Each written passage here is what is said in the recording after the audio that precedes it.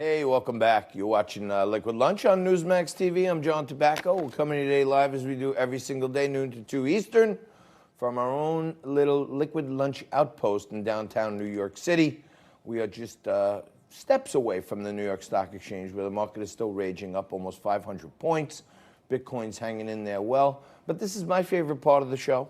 When we mix it up, we bring on people of all different political persuasions. I throw out the topics of the day, they mix it up. One rule is this: we have thoughtful conversation, and no matter what, at the end, we shake hands and we part friends. Joining us today, back again, Teisha Powell joins us. She's a nationally known attorney, author, and supermom. And Mertavius Roberts joined us. He's an independent who supports Elizabeth Warren's plan to forgive all student loan, as we talked about the last time you were here. He's also a social critic, radio commentator. He's heard Sunday mornings on Morano in the Morning here on AM 970.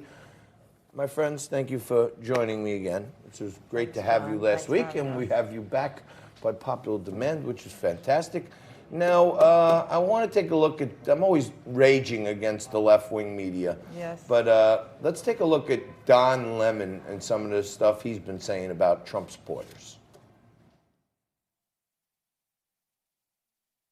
One who knows me, they'll tell you, I don't believe in belittling people. One of my guests said something that made me laugh.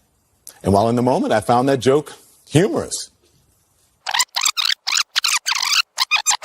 And look, he also knows deep in his heart that Donald Trump couldn't find Ukraine on a map if you had the letter U and a picture of an actual physical crane next to it. He knows that this is, an administration defined by ignorance of the world. And so that's partly him playing to their base and playing to their audience, So it seems to me, like I think Socrates, like one of the oldest philosophers, said when the debate is lost, the losers resort to slander. And I see all across the left-wing media, I see Morning Joe calling Donald Trump and his team useful idiots. These people are saying he couldn't find Ukraine on the map. Mertavius, is this good for the public discourse? Is this good? Well, I don't know if that's good, but I'll tell you what is good, though. It's the outrage that, and forgive me for how I say this, but the outrage that white people have, because usually white people would forgive this type of behavior.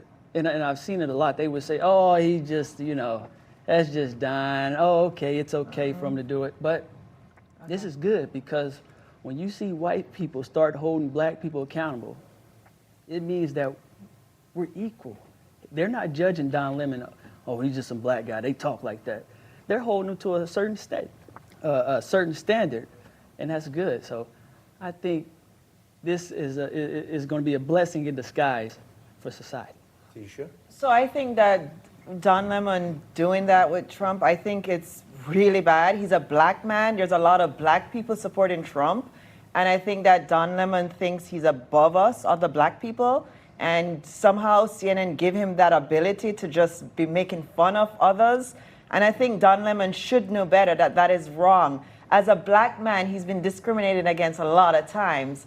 And now he's with CNN and he thinks somehow he's no longer black. And it's wrong. It's really wrong for a black man who is a national recognized person to come on and mock Trump and his supporters, especially because a lot of blacks are following Trump. It's really wrong. It is wrong and it's racist. Let me say this, and Don Lemon is getting away with it because CNN allows him to get away with it. He thinks he's better than other black people. That's the problem. He's not better than other black people because he...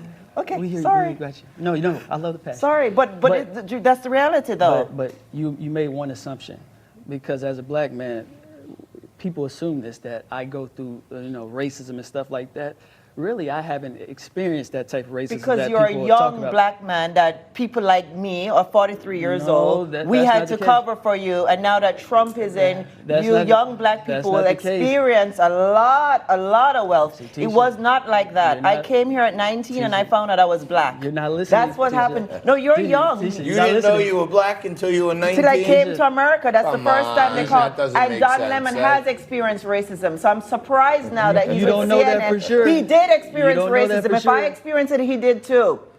In fact, I know he's experiencing racism. A lot of people on social media is even asking how he afford a house in Sag Harbor, and so he's experiencing racism. We all do experience we don't racism. know that. I'll tell you this: don't assume that all black people go through racism on that The level. younger blacks It's don't. out there, but let's not assume that every black person feels that type of pain, because that's cheapening the people who really go through the stuff like that. I mean, for me, for instance, I've met a lot of great white people coming from Texas. Notice the hat and all that stuff. Come from Texas. Some of my best friends were white, and I know a lot of black people say that, and white people usually say that. Oh, I got a lot of black friends. You're not allowed to say that when you're white.